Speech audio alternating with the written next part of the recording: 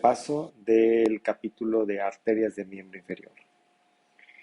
Para hablar de las arterias del miembro inferior es muy importante recordar aspectos básicos, como por ejemplo que la arteria aorta abdominal va a terminar a nivel de la cuarta vértebra lumbar por división en dos arterias denominadas arterias ilíacas comunes, que sería la arteria ilíaca común derecha y la arteria ilíaca común izquierda.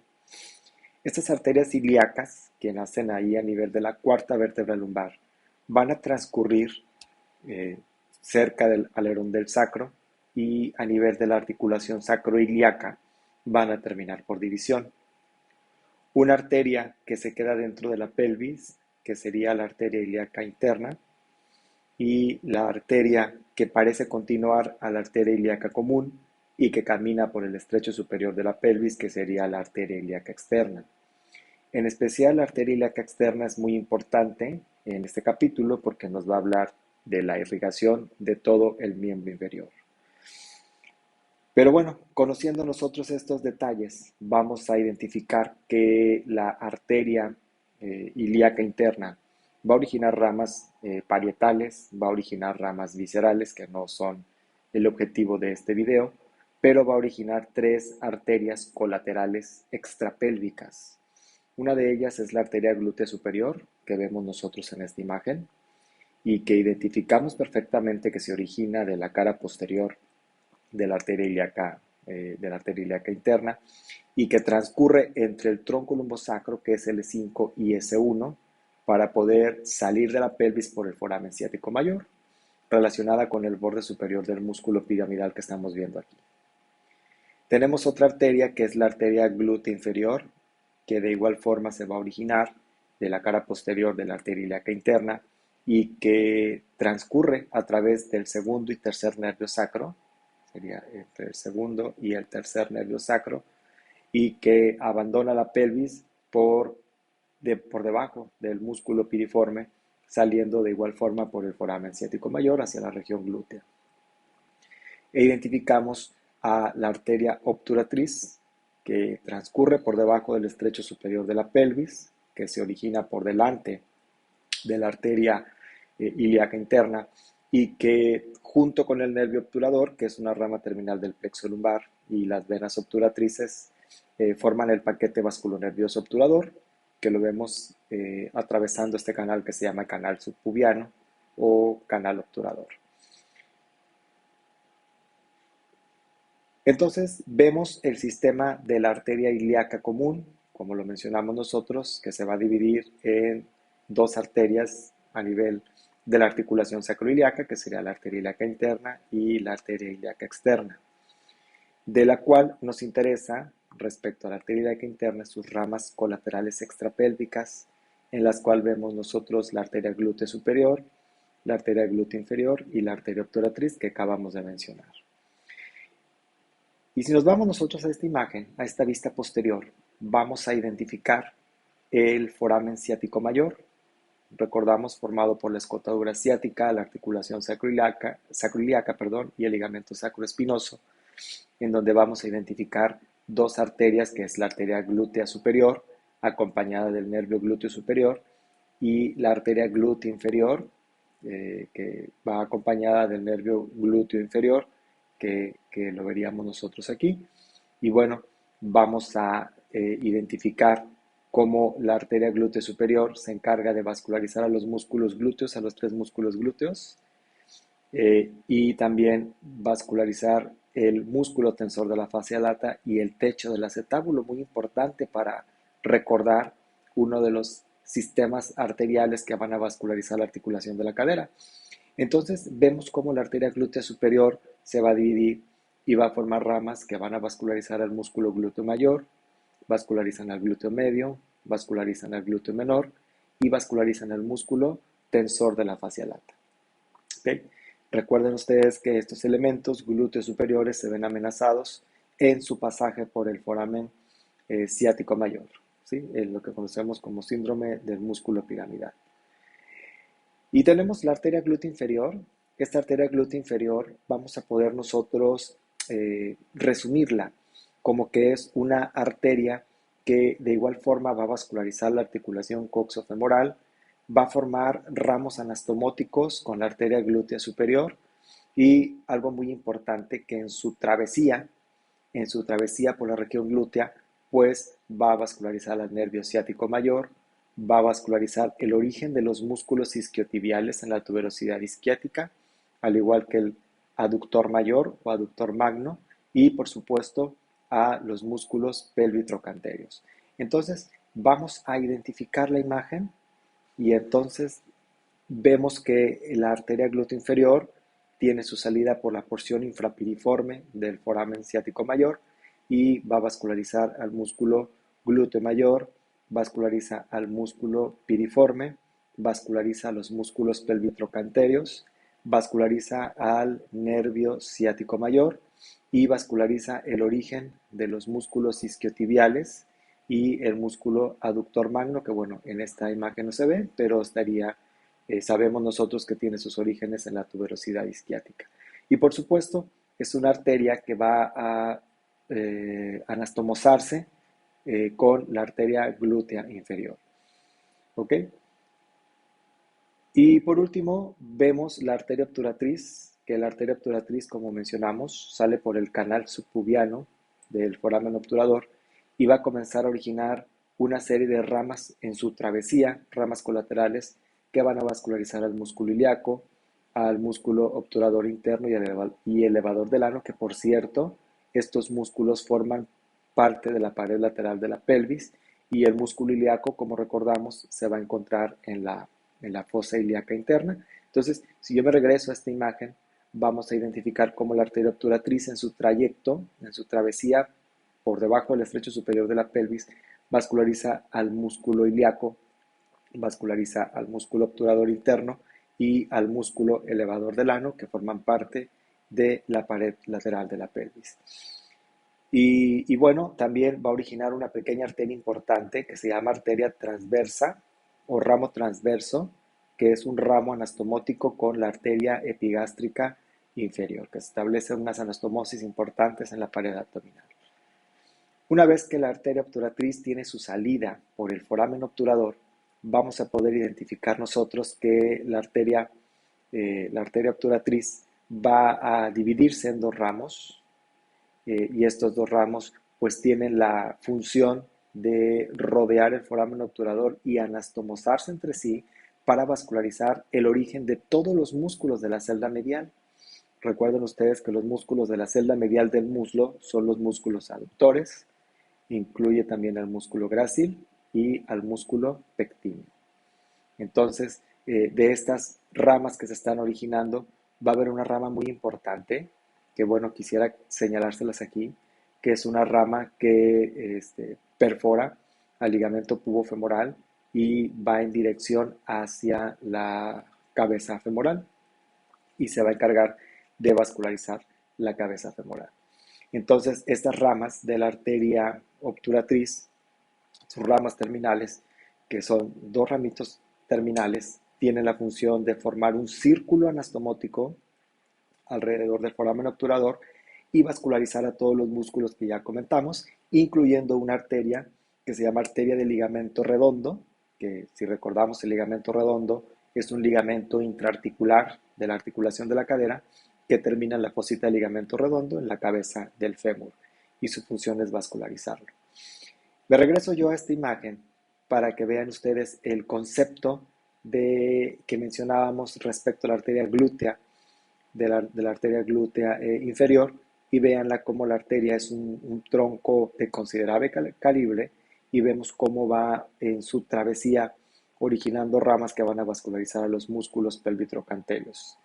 Y la arteria glútea superior, de igual forma, vemos cómo vasculariza el glúteo mayor y glúteo medio, glúteo menor y tensor de la fascia lata que estaría hacia adelante. Esas serían las ramas colaterales extrapélvicas. Me gusta esta imagen del libro de anatomía de Netter porque identificamos aquí el músculo ilíaco, por ejemplo, vascularizado por la arteria obturatriz, que es esta, el músculo obturador interno y el músculo elevador del ano. Pero también podemos identificar cómo entre el tronco lumbosacro y el primer nervio sacro tiene su travesía la arteria glútea superior y entre el segundo y tercer nervio sacro la arteria glútea inferior. ¿Ok? Esta arteria que estamos viendo aquí nosotros también es un ramo colateral extrapélvico, que sería la arteria pudenda interna, pero esa arteria va a ser estudiada posteriormente. Entonces, bueno, aquí en el cuadrito vemos cómo la arteria obturatriz origina dos ramos colaterales, un ramo anteromedial y un ramo posterolateral, cuya función es rodear el foramen obturador y vascularizar a los músculos aductores, incluyendo al pectíneo, que bueno, lo vemos aquí nosotros, todos los músculos que van a ser vascularizados por las ramas terminales de la arteria obturatriz. Lo regresamos ahora a un esquemita que es básico, que lo recuerden, porque nos permite recordar el trayecto que va a tener la arteria ilíaca externa y que va a convertirse en arteria femoral común.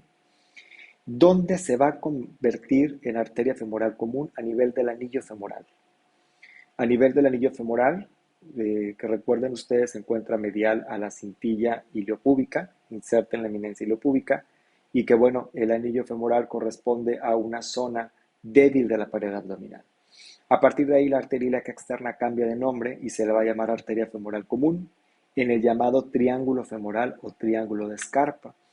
Y va a originar tres arterias que son arterias de pequeño calibre y son arterias superficiales que van a perforar la fascia del triángulo de Scarpa y se van a distribuir en los genitales externos, en la piel del triángulo de Scarpa y en la parte inferior de la pared abdominal, que son las arterias pudendas externas, la arteria circunfleja ilíaca superficial y arteria epigástrica superficial, que vamos a mencionar dentro de un momento. En el triángulo de Scarpa, la arteria femoral va a terminar por división y me va a formar una arteria que se va a llamar femoral superficial y una arteria que se va a llamar femoral profunda. De la arteria femoral profunda, jóvenes, lo importante es que es una arteria que se va a agotar en el muslo, va a originar ramas, pues para el cuádriceps, ramos perforantes que se van a distribuir en las tres celdas del muslo y unas pequeñas arterias que se llaman circunflejas femorales y se acaba. La arteria femoral común se acaba, perdón, la arteria femoral profunda se acaba en el muslo. No pasa lo mismo con la arteria femoral superficial, porque la arteria femoral superficial es una arteria que origina unas cuantas arterias en el muslo, pero que su principal objetivo es continuarse como arteria poplitea. Y en su trayecto hacia la región poplitea recorre dos canales, que sería el canal femoral y el canal vastoaductor o canal de Hunter.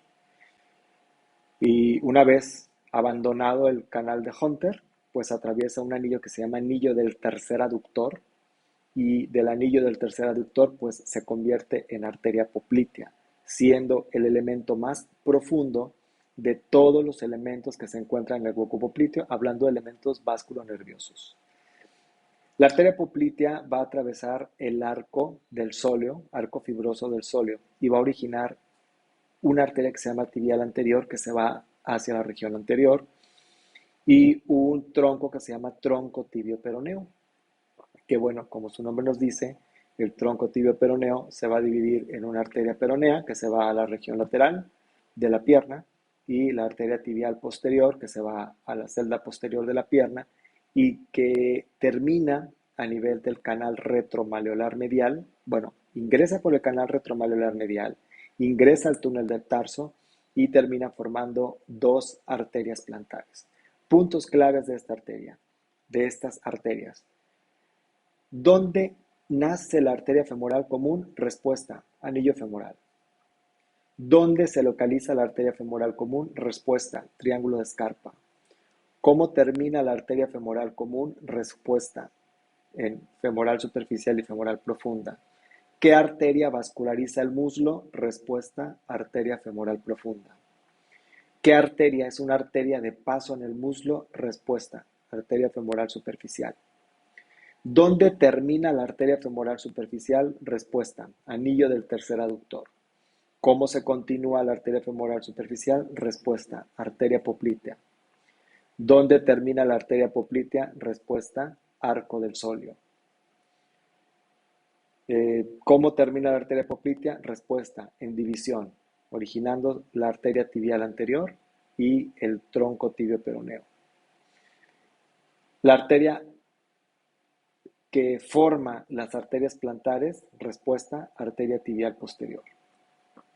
¿Dónde nacen las arterias plantares? Respuesta, canal retromaleolar medial, túnel del tarso. Entonces, teniendo esos datos, vamos a ver las imágenes. Identificamos nosotros en la primera imagen cómo la arteria ilíaca externa va a tener un acodamiento cuando pasa por el borde anterior del coxal, precisamente a nivel del anillo femoral, y forma esta arteria pequeñita que se llama femoral común. Inmediatamente vemos cómo la arteria femoral común termina por división, forma una femoral superficial, que si la seguimos termina a nivel del anillo del tercer aductor y se convierte en arteria poplitea. Y si vemos la arteria femoral profunda, se va a empezar a dividir, va a empezar a originar ramas colaterales que la van a disminuir de calibre y pues hasta que desaparece, se agota completamente en el muslo porque su función es vascularizar el muslo. ¿Ok? Entonces aquí vemos nosotros el anillo del tercer aductor o anillo del aductor magno.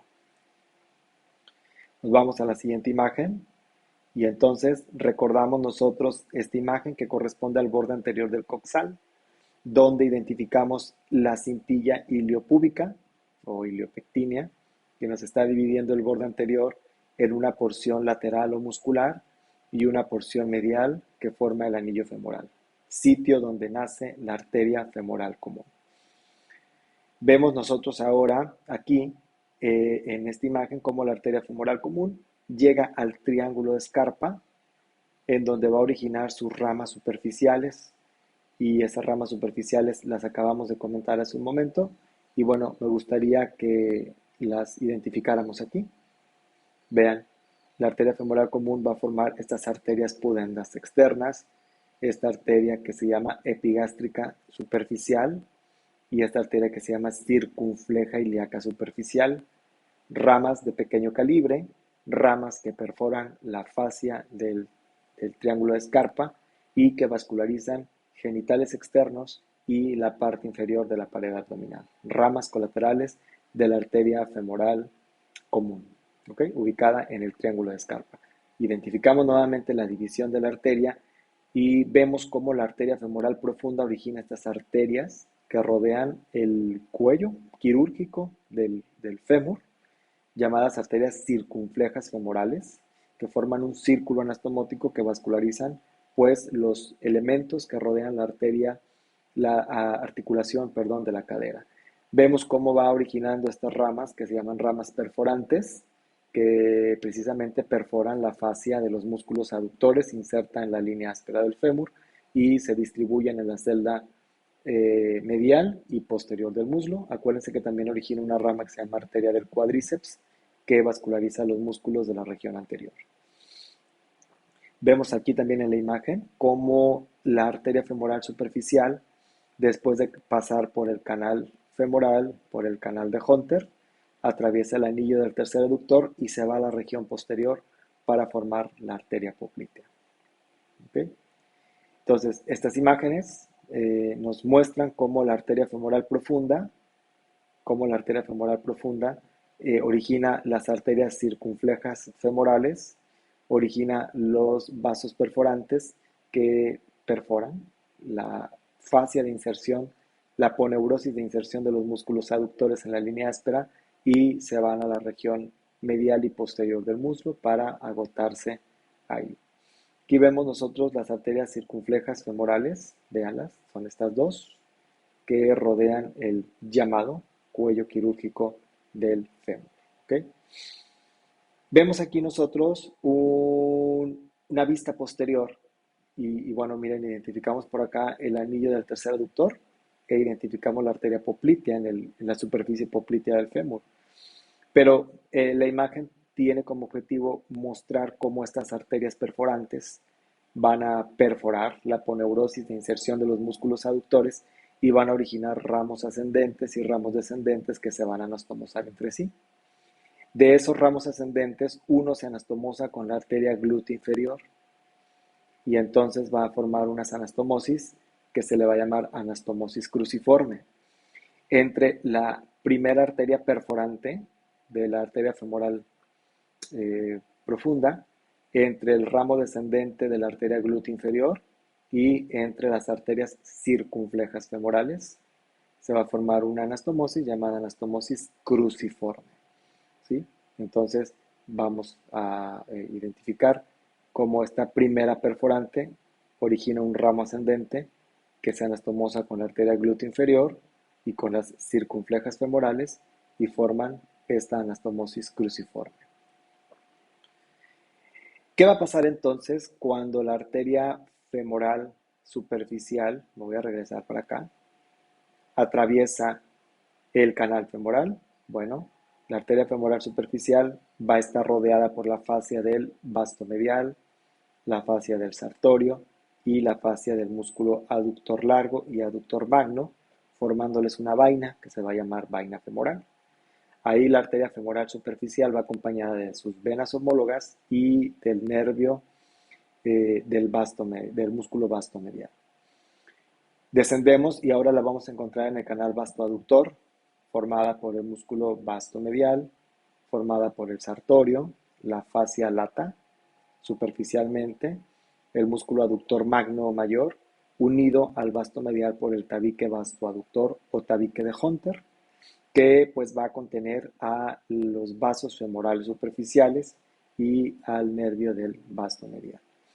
A partir de ahí la arteria atraviesa el anillo del tercer aductor y ya no le vamos a llamar arteria femoral superficial, le vamos a llamar arteria poplitea, en la cual pues vamos a identificar nosotros que es el elemento más profundo de los elementos vasculonerviosos del hueco popliteo, siendo el más superficial el nervio ciático popliteo interno, nervio tibial, la vena poplitea y la más profunda sería la arteria poplitea. Entonces, arteria poplitea nace a nivel del anillo del tercer aductor y va a comenzar a originar una serie de ramas colaterales que va a vascularizar la articulación de la rodilla y pues se le va a llamar arterias geniculares, genus de rodilla, superiores, medias e inferiores, cuyo objetivo es vascularizar la articulación de la rodilla y los elementos que se encuentran alrededor de ella.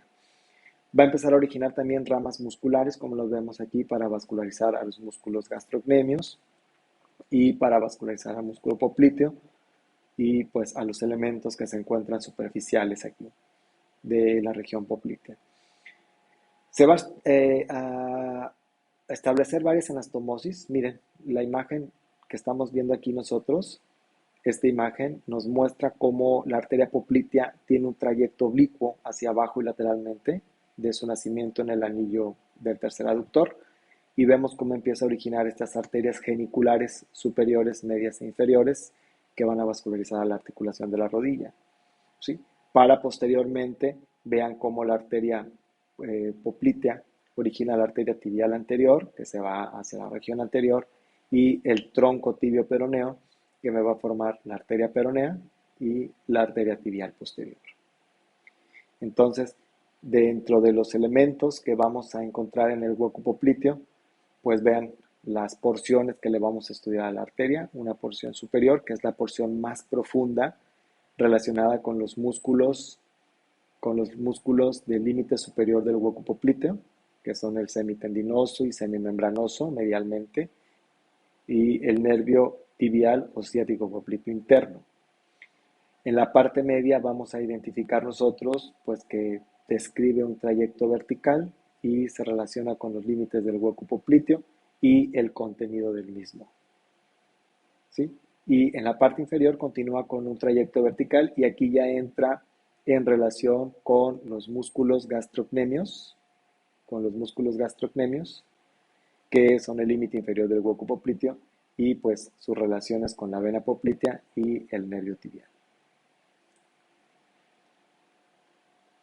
Se establece una red articular en la articulación de la rodilla no tan compleja como la del codo, Pero bueno, estas arterias son redes articulares perifemoral, que es una superior, que está formada por la arteria, perdón, anastomótica mayor, que es rama de la femoral superficial, y hago énfasis porque es una de las ramas más importantes que origina la arteria femoral superficial en su trayecto por el muslo. Y esta se va a anastomosar con ramas geniculares superiores, ramas de la articulación de la rodilla, de la arteria poplitea, perdón. Y tenemos una red articular inferior que también se le llama peritibial, eh, anastomosis que se van a formar entre las arterias geniculares inferiores, ramas de la arteria poplitea y la arteria recurrente tibial anterior, que bueno, se las voy a mostrar en la siguiente imagen. Se las voy a mostrar en la siguiente imagen. Y vamos a ver nosotros aquí esta arteria que se llama arteria recurrente tibial anterior, que como su nombre nos dice, también se regresa y se articula con las arterias geniculares inferiores. De manera inconstante hay una recurrente peronea, pero bueno, esa no se las menciono. Estas dos redes articulares, superior e inferior, van a tener anastomosis longitudinales perirrotulianas que van a unirlas y de esta forma pues se van a establecer estas anastomosis tan importantes que van a vascularizar la articulación de la rodilla. ¿Ok? Muy bien. ¿Qué va a pasar con la arteria poplitea? Bueno, mencionamos que atravesaba el arco del músculo sóleo e iba a originarnos esta arteria que se llama arteria tibial anterior. La arteria tibial anterior es una arteria que va a pasar por arriba de la membrana interósea y se va a dirigir hacia la región anterior, que de hecho ya la habíamos mencionado nosotros aquí, acompañada del nervio peroneo profundo y pues en el tercio superior de la pierna relacionada con el músculo tibial anterior y el extensor de los dedos. Si nos vamos al tercio medio, aquí ya va a aparecer el músculo extensor del hallux tibial anterior y extensor de los dedos, de igual forma acompañada de las venas tibiales anteriores y el nervio peroneo profundo. Y posteriormente la arteria atraviesa el retináculo extensor, viendo este corte a nivel de la sindesmosis tibio-peronea, y vemos los tendones del tibial anterior, del extensor del hallux, del extensor de los dedos y del tercer peroneo. Identificamos la arteria tibial anterior con sus venas correspondientes y el nervio peroneo profundo. Una vez que la arteria atraviesa el retináculo, y esto es bien importante, jóvenes, porque es el sitio donde vamos a palpar el pulso pedio, la arteria va a cambiar de nombre. Ya no se va a llamar tibial anterior, se va a llamar arteria pedia o arteria dorsal del pie. Entonces, para localizarla, vamos a identificar el tendón extensor de los dedos y el extensor del hallux. Entre esos tendones vamos a poder palpar la arteria pedia, que pues nos estaría explorando el pulso pedio. ¿Ok? Y bueno, vemos que la arteria pedia en su trayecto va a originar una arteria que se llama arteria dorsal del tarso, que va a profundizarse y va a vascularizar a los huesos del tarso anterior y también al músculo extensor que está aquí seccionado, que es el extensor corto de los dedos o músculo pedio, y va a formar una arteria que se llama arteria arcuata o arteria dorsal del metatarso, que va a formar un arco dorsal que nos va a originar arterias metatarsianas dorsales que al llegar a la raíz de los dedos pues se van a dividir y van a formar los vasos colaterales de los dedos. Va a formar una arteria que se llama metatarsiana del primer espacio, muy parecido a la arteria radial del miembro superior, y va a perforar el primer espacio y ahí termina la arteria. La arteria termina perforando el primer espacio interóseo para llegar a la celda plantar profunda. Correlacionen ustedes la analogía que existe entre esta arteria pedia con la arteria radial. Y entonces perfora el primer espacio y termina en la celda plantar profunda. Tome nota de esto. Arteria pedia nace a nivel del retináculo extensor y termina a nivel del primer espacio interóseo, perforándolo y llegando a la celda plantar profunda. ¿Ok? Celda plantar profunda. Vean la relación que existe nuevamente entre el tendón extensor de los dedos, entre el extensor del hallux y el músculo pedio, la arteria va a recorrer el borde medial de dicho músculo. ¿Ok? Ahora, nos vamos a la región posterior, y en la región posterior, el tronco tibio peroneo, que se formó posterior al origen de la arteria tibial anterior, va a terminar por división en una arteria peronea y en una arteria tibial posterior. Entonces, bueno, si yo me regreso tantito a esta imagen, vean ustedes aquí cómo en la región posterior está la arteria tibial posterior y la arteria peronea, que se va a comenzar a dirigir lateralmente buscando su región. Veanla, como la arteria peronea aquí ya está entre los fascículos de origen del músculo flexor largo del hallux, mientras que la arteria tibial posterior, junto con sus venas y el nervio tibial posterior, forman un paquete vasculonervioso que se van a aproximar hacia el canal retromaleolar medial, que es este de aquí, para posteriormente irse al túnel del tarso y a la planta del pie. Y la arteria peronea, pues aquí ya se está agotando y termina. La arteria peronea termina a nivel de la pierna. Y bueno, dentro de su distribución de estas arterias, vean, la arteria tibial anterior es una arteria que va a formar las arterias recurrentes, tibial y peronea, que se anastomosan con las arterias geniculares inferiores de la rodilla y forman esos círculos arteriales. Vasculariza los músculos de la celda anterior y lateral de la pierna, los extensores y los peroneos, y aparte forma ramos maleolares que se van a anastomosar con ramos maleolares provenientes de la arteria peronea y de la arteria tibial posterior, y van a vascularizar a la articulación del tobillo, ¿sí? Esos ramos maleolares, anastomóticos y fibulares, ramas correspondientes de sus arterias de origen y cuya función es vascularizar la articulación del tobillo. Respecto a la arteria peronea, se distribuye en la celda lateral, que son los músculos peroneos, y en su trayecto hacia la celda lateral, pues también vasculariza a estos músculos de la región posterior.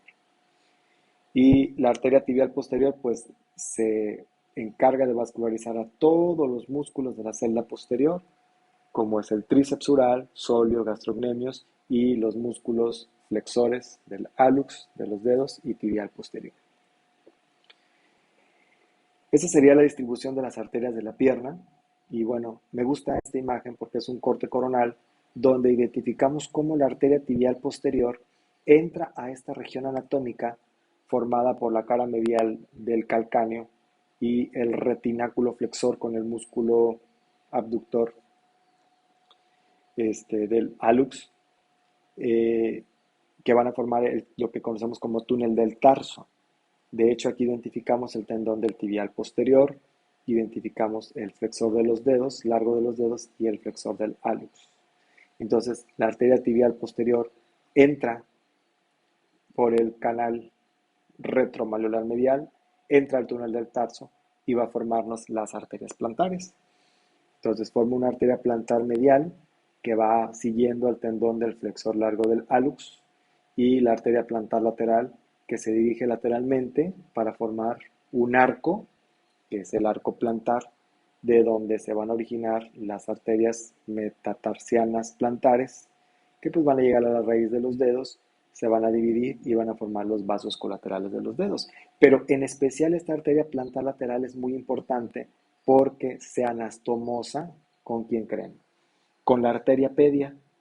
¿Se acuerdan que mencionamos que la arteria pedia perforaba el primer espacio interóseo y terminaba en la celda plantar profunda? Bueno, pues ahí se anastomosa con la arteria plantar lateral, ¿sí? Y entonces se forma un círculo anastomótico que establece una anastomosis entre la arteria pedia de la región dorsal y la arteria plantar lateral de la planta del pie. Y de esta forma es como se distribuyen las arterias del miembro inferior. Ahora, tenemos aquí nosotros este cuadrito que nos habla acerca de las venas. Y las venas las dividimos en superficiales y profundas. Las venas profundas son análogas a las arterias. Si yo me voy de arriba hacia abajo, vería si fuera una arteria, arteria femoral común, que forma la arteria femoral profunda, arteria femoral superficial, que llega al anillo del tercer aductor y forma la arteria poplitea, y que la arteria poplitea origina la arteria tibial anterior, el tronco tibio-peroneo, y que la arteria tibial anterior pues termina en el dorso del pie, y el tronco tibio-peroneo forma la arteria tibial posterior, la arteria peronea, y que de aquí se forman las arterias plantares. Eso es en respecto a las arterias. ¿Por qué lo digo? Porque recuerden que las venas profundas son satélites de las arterias. Entonces, si yo me regreso, por ejemplo, a algunos cortes de los que hemos estado viendo, vamos a identificar aquí nosotros, por ejemplo, las venas tibiales anteriores que provienen de la vena pedia o dorsal del pie. Vemos las venas tibiales posteriores, venas peroneas, que van acompañando a sus arterias. Y pues igual aquí, vean las profundas tibiales posteriores, tibiales anteriores y peroneas. Si nos vamos nosotros a la siguiente imagen, pues esas van a formar la vena poplitea, y la vena poplitea pues nacería a nivel del arco del sóleo y terminaría en el anillo del tercer aductor, en sentido inverso a la arteria, y se continuaría como vena femoral superficial en el conducto de Hunter, en el canal vastoaductor, y sería aquí, veanlas, sería la vena femoral superficial en el canal vastoaductor, después en el canal femoral, aquí estamos viéndolas, y por último, pues confluyen para formarnos esta vena que se va a llamar vena femoral común en el triángulo de Scarpa, como parte de los elementos que forman el navel, ¿se acuerdan? Aquí en el triángulo de Scarpa, ¿ok? Entonces, la vena femoral común se va a continuar como vena ilíaca externa. Entonces el sentido es inverso, entonces esas no hay problema. Pero si nos vamos a las venas superficiales, las venas superficiales, perdón, son venas que nos van a recordar a la vena basílica y cefálica del miembro superior. Entonces, con lo que respecta a las venas de la región plantar, van a formar algo que se llama suela venosa de Lehars, que son venas difusas que se van a encontrar en la planta del pie que vemos aquí, que si nosotros recordamos, en la región palmar tampoco había troncos venosos en la palma de la mano, solamente había redes, red tenar, red hipotenar y red palmar superficial.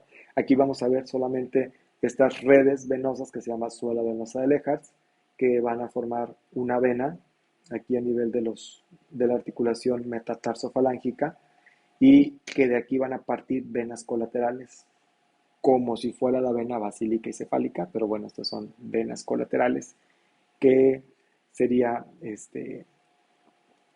que serían estas venas que se van a llamar venas marginales, que son marginal externa y marginal interna, como la salvatela y la cefálica del miembro superior. Y bueno, en la región dorsal sí va a haber troncos venosos, exactamente igual que en el miembro superior.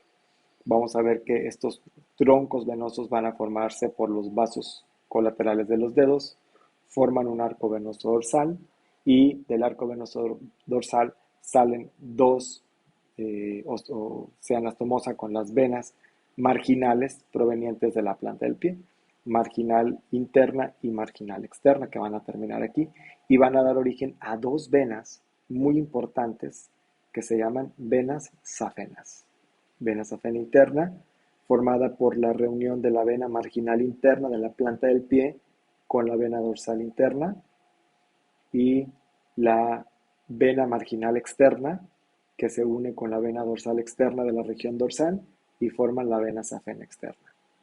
¿Sí? Vena safena externa es retromalleolar, por detrás del malleolo externo, va a terminar en la vena poplitea, se le va a llamar vena safena parva o vena safena externa, que podemos identificar nosotros en esta imagen cómo pasa por detrás del malleolo externo, es superficial, perfora la fascia de la región poplitea y termina en la vena poplitea, mientras que la vena safena interna es una vena que sigue sobre la superficie interna del miembro inferior hasta terminar en la vena femoral común. Entonces vamos a verla. Y aquí hay imágenes muy padres donde podemos identificar nosotros cómo por delante del malleolo medial, por delante del malleolo interno, está esta vena que se llama vena safena interna, que va siguiendo todo el eje medial del miembro inferior, que perfora la fascia del triángulo de Scarpa y, como la vena cefálica del miembro superior, drena sobre la vena femoral común. ¿Okay? Y aquí vemos una vista posterior, por detrás del malleolo externo, la vena safena parva, que perfora la fascia del hueco popliteo y termina sobre la vena poplitea. ¿Sí? Entonces, ese sería el drenaje venoso del miembro inferior, recordando que las venas van a recibir afluentes que corresponden a las arterias que son satélites. En el caso de las profundas, que van recibiendo afluentes de las arterias satélites, que serían en este caso venas satélites, y que a final de cuentas estas van a terminar, estas venas superficiales van a terminar en la vena femoral común, la safena interna, y la safena externa en la vena poplitea, para terminar por último formando la vena femoral común y continuándose como vena ilíaca externa. Este sería una visión general de las arterias y las venas del miembro inferior.